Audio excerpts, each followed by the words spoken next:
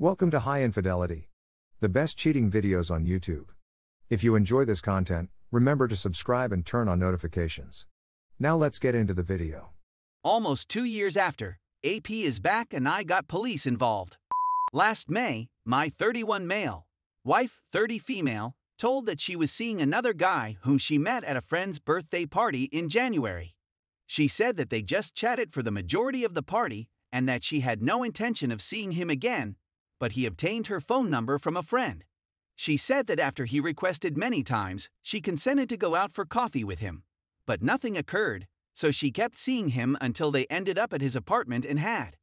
She continued to meet him every other weekend and admitting to visiting his home 8 or 9 times. But before I knew any of that, I challenged her because I saw she had taken a pregnancy test. She buried the box in the bottom of the trash can, but I usually empty the bin upside down rather than changing the bag. By the way, I had a vasectomy. When I confronted her, she burst into tears and assured me that she had finished the affair a few weeks earlier. She kept weeping, saying she was sorry and she would do anything. It came to the point where she was having an anxiety attack, and I'm not sure why she would do that if she didn't want to harm our marriage. I sought confirmation that she had terminated it, and she provided me the final messages that confirmed she had told him she couldn't see him anymore. I got drunk that night because I couldn't sleep because I was so upset. She wouldn't leave my side the following day, but I was upset and needed space. I stayed with my father for almost a month. She used to contact me every day and send me poetry and love letters. At the same time, I drove past our home to check if she was there, and there were no other vehicles, so I was still concerned. After a month apart, I decided to return to her and begin reconciliation, with the condition that she maintain a GPS app on her phone notifying me where she is at all times, extreme matey. But she betrayed my confidence and I didn't know what else to do if we were going to solve this. She appeared to have no difficulties with anything and just wanted to remedy this. 1 year later, I can say we are closer than ever, and I have learned some of my own shortcomings, not to justify what she did. But I believe we have arrived at a position where we are both happy and pleased. Of course, knowing that she had an affair will always irritate me, but when we are both happy, I seem to be able to put that resentment in the back of my mind and simply accept that what occurred happened, and it is better not to dwell on it. Now, she informed me last week that he AP messaged her and asked how she was doing, but she didn't respond. He contacted her again, asking whether she missed me. She informed me about the messages but did not respond to him. I became enraged because he was messaging my wife and I already knew what he wanted. I texted him from my phone, urging him to go lost. I used much harsher and semi-threatening language, and he responded, "Oh my goodness. Really, are you afraid that you'll plow your wife again? She said that you had a tiny D and everything." I grew so enraged that I flung my phone against the wall.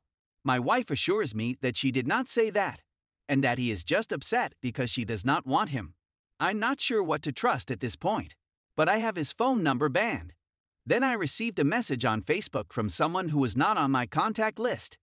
It was him using a burner account who emailed me a picture of my wife at what I assume is his apartment with her on his sofa.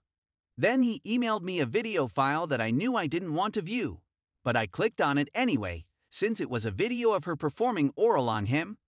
I couldn't stand it for more than a few seconds. I felt like I'd been struck by a train. I feel like I'm back at square one with my wife. I can't look her in the eyes without thinking about what she did. I knew this had occurred previously, but seeing it again makes me feel embarrassed and emasculated. I phoned the police on this person, and they are looking into him. They say he might be charged with defamation and harassment. Everything was going so beautifully until I met this man. Yesterday morning, as I was getting ready for work, I broke down, screaming like a baby and falling on the floor. My wife rushed to my rescue and comforted me, but this is the same woman who broke me. I was enjoying what we had until AP messages arrived, but after what I saw, I'm not sure how long it will take me to get over this. The resentment in my mind has grown so large that it may be unsustainable in our relationship. I'm looking for guidance. Story 2. My 22 female, boyfriend 26 male, has abandoned our plans multiple times to hang out with his sister. I've been dating my boyfriend for a year. My boyfriend and I share a home but live in separate apartments, and his sister lives approximately 30 minutes away with her husband and in-laws. His parents have died, and his other sister lives in another nation. I don't know his sister well enough to have an opinion on her since I only met her once earlier this year on a trek we intended to take just the two of us, but he ended up inviting her and letting me know last minute, morning of the trip, that she would be joining us. He then requested me to travel separately and meet them there since he didn't want to make her feel uncomfortable by having me in the same vehicle with her. We didn't say much during the trek, and that was the end of it. We've made arrangements many times, and when the day arrives, he says, "I'm going to visit my sister today. Let's try again another day." We live on the mainland near a really gorgeous island, which I've always wanted to see, so this summer we plan to travel there for 3 days while we were both free. We had a holiday coming up on a Monday the next month, so I proposed we depart Friday evening and return Monday morning in time for work. I asked him if he's still okay with the idea a week before that weekend, and he says he's going somewhere with his sister and brother-in-law instead. I was furious and didn't say anything more about it. I subsequently discovered through his Instagram that they had visited the same island that we had intended to visit.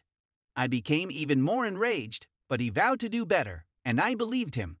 He's canceled at least 4 scheduled dates since then because he went to see his sister. We arranged to go on a date on Saturday earlier this week, and around Wednesday I asked him where he'd want to go, and he said, "We'll see on Saturday." His sister's wedding anniversary was on Friday, and he went to visit her early in the day, and I have no clue when he returned. I waited to see whether he contacted or came over on Saturday, and when he hadn't, I texted him and asked if we were still going out. He goes on to say that he is already at his sister's house since they have another party the following day. I'm enraged because I seem to be devoting my time to someone who doesn't appear to care about me. I have siblings as well, but they know when I have plans. It's almost as if I'm vying for his time and attention with his sister.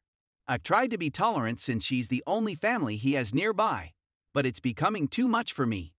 I'm considering dumping him today. I'm at a loss for what to do, so please help me understand whether this is a common occurrence when individuals forsake plans for family, or if he simply de-gaff. Update. We continued to date for 3 months, which was clearly a mistake.